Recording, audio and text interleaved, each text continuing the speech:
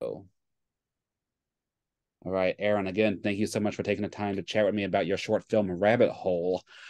So let me begin by asking, how did the concept and idea for this story come to fruition?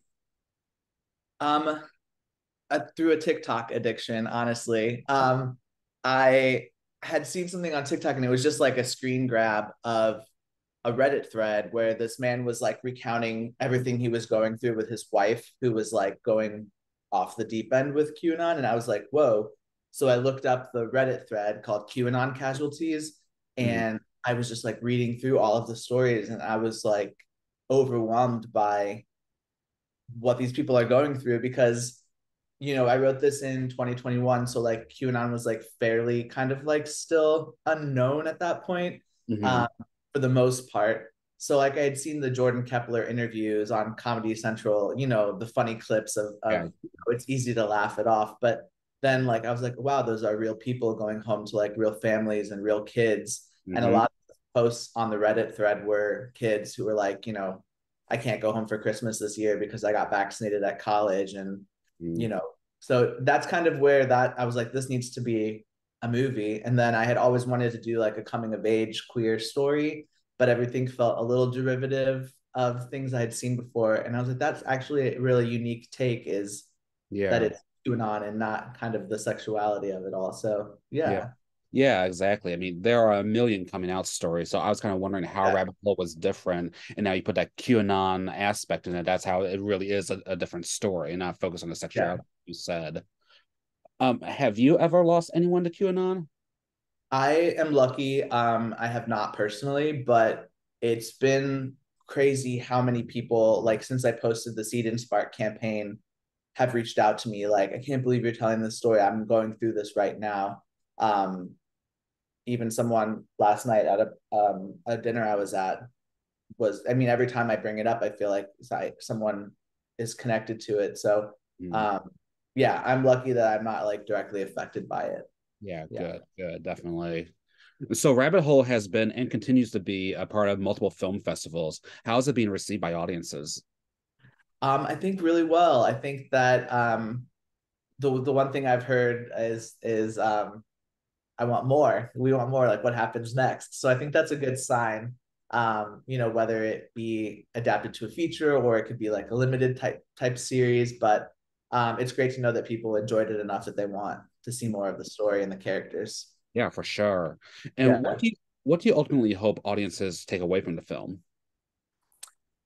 Um, Good question. I think, like I said, I wanted to do a queer coming of age story. I think that there's a lot of important filmmaking that happens around the queer community and stories, and a lot of those are based around trauma. So I just wanted to do something that elicits joy as well. And there are a lot of moments of that directly juxtapose that the QAnon life at home with Blake, the lead character, kind of coming into his own and realizing that he has like volition over his life. Um, so yeah, I hope that people just like take away like the chosen family element of it and Yeah. feel some joy as well in it. Definitely. Do you think there are too many queer stories right now that are kind of rooted in trauma? No, I don't think so. I think that it's, especially in like the recent years, I love seeing films with queer people where it's not like the main plot point, you Hmm. know. Yeah. Um, but I think that there's always going to be stories to told around the stories to be told around like the struggles of being gay and being queer and coming out, and especially now all of the anti-trans Hmm. things are happening. Like I think that that's going to lead to a lot of really great filmmaking, and people being able to further tell their stories. So yeah, Definitely. So, or and gay things. yes, yes. Well, do you think there's kind of more of an urgency right now to tell queer stories?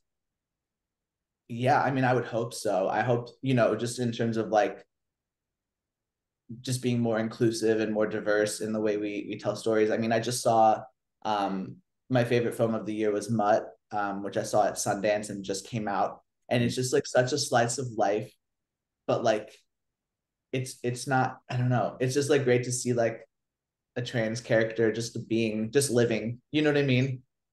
just the relationships. And yeah, it was so well done. And like I hope there's more things like that in the future. Yeah, for Yeah. sure. Definitely.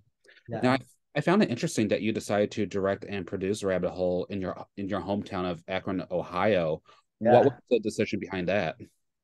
Um, I think costs were the main thing. I knew I could get a lot of free locations. We shot in my childhood home was the main house that we shot in, and on top of that, I had a friend who just did her feature in Ohio, and she, there's tons of crew there, like local crew. So I knew that I could make it happen, and then I just think that there's something about actually being in the Midwest. Like I could have found somewhere in New York that felt kind of Midwesterny, but I think that, just like driving around and shooting the B-roll is, Yeah, you're not gonna get that in New York, really. exactly. And it kind of gave it more of like authentic vibes. Yeah, I love Yeah, that. Yeah. definitely. And so Rabbit Hole stars a newcomer, Nate Frison. How do you pronounce his last name? Frison, I think. Nate Frison. Frison. Okay. Yeah, Nate I Frison. actually should check that. I don't know if I've ever said it out loud. Well, Nate Frison, we'll go with that. Yeah. So, what made him perfect for the role of Blake? He's just so kind and so sweet. And I kind of went into it. I was like, I want to cast from Ohio as much as I can, just for like budget reasons.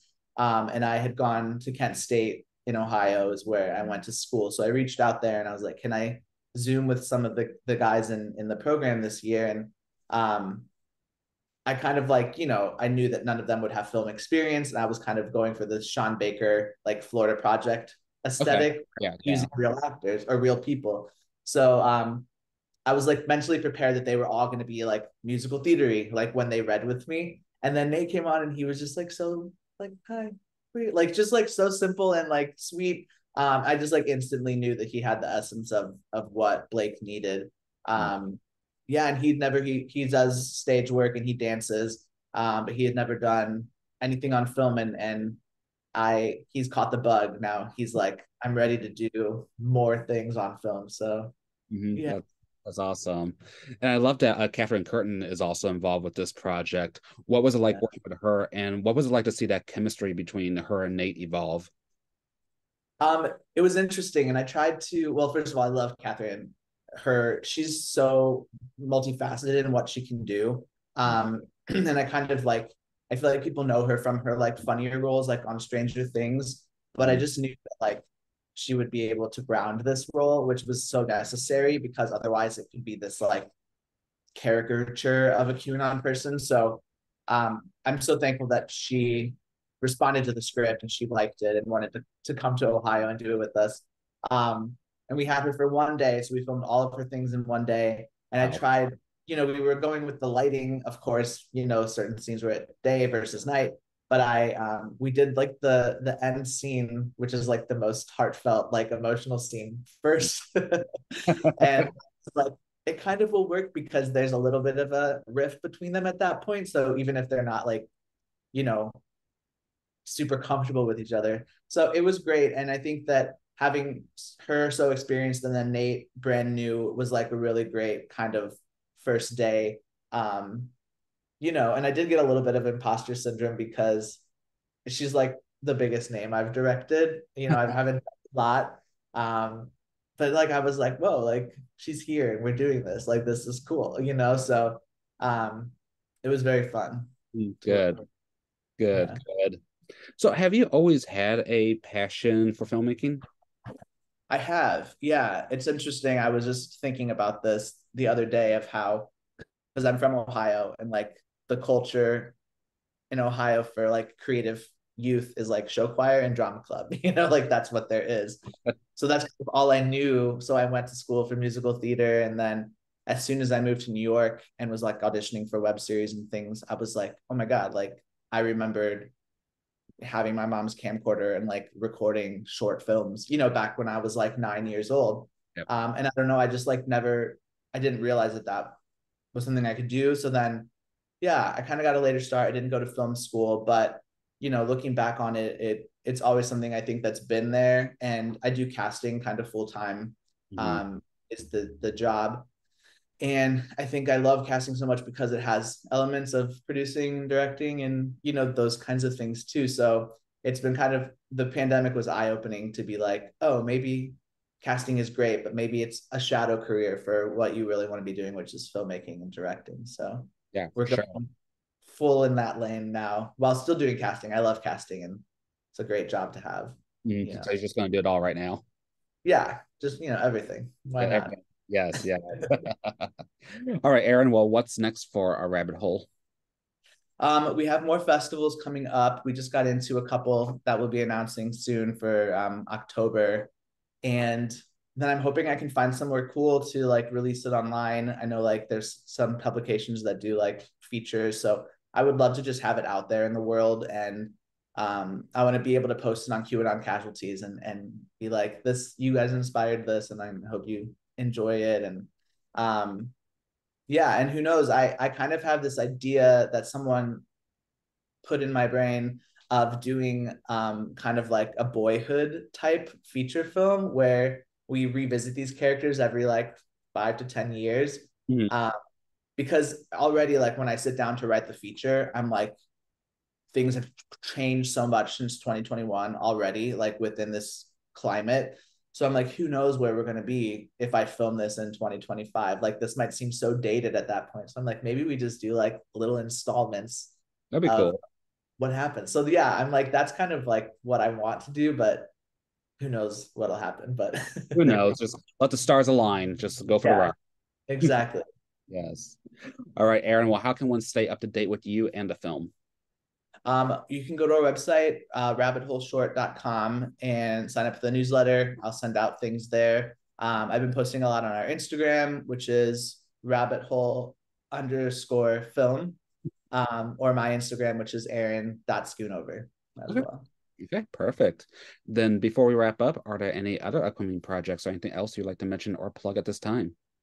I don't think so. I think everything's kind of quiet over here for me right now with the strikes. So Yeah, hopefully the strikes end, people get what they need, and we can get back to business. yeah, So yeah, definitely fantastic.